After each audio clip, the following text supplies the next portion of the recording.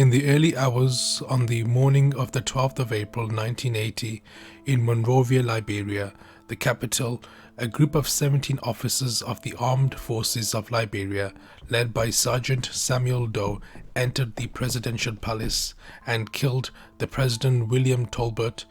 His body would be dumped into a mass grave together with 27 other officials. A crowd of angry Liberians gathered to shout insults and throw rocks at the bodies. By the end of the month, most of the cabinet members of the Tolbert administration had been put on trial in a kangaroo court and sentenced to death. Many of them were publicly executed on the 22nd of April at a beach near the Barclay Training Center in Monrovia. The significance of the coup ended rule by the small elite of the Americo-Liberians who enjoyed a monopoly of both political and social power in the small West African country for more than a century. Tolbert, who was the grandson of an African-American slave from South Carolina, along with many families, had migrated with the help of the American Colonization Society in the Great Exodus in the early and mid-19th century.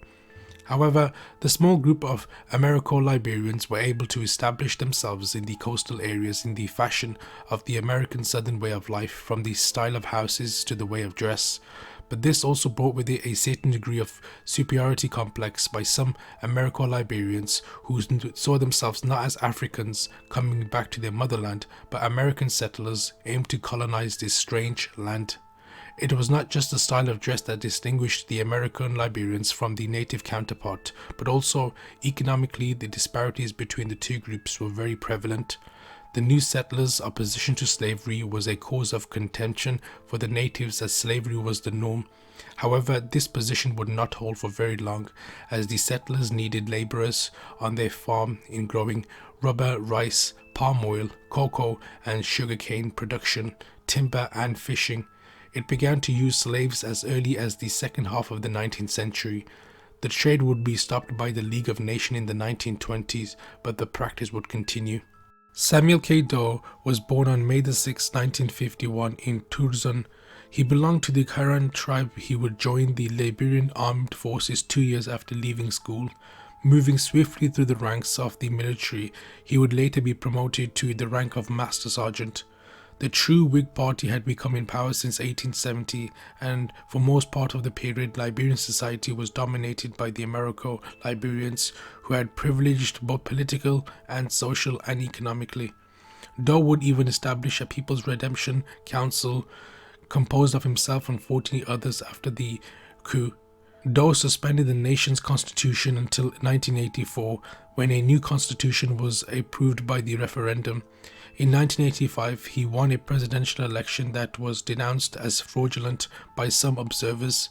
He faced opposition from both at home and abroad, where his regime was often described as corrupt and brutal.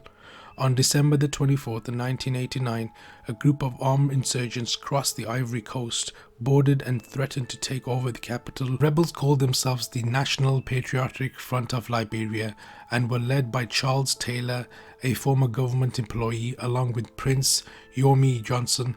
The group crossed the border from the Ivory Coast on Christmas Eve in 1989 to begin their coup attempt in Liberia. Doe tried to contain the threat with the armed forces of Liberia, but instead found himself amidst ethnic warfare which killed tens and thousands of Liberians. On September the 9th, 1990, Johnson's men captured Doe, and gruesome execution broadcasted it on live to the world. It showed Johnson sipping on a beer and being fanned by an assistant as his men cut off Doe's ear.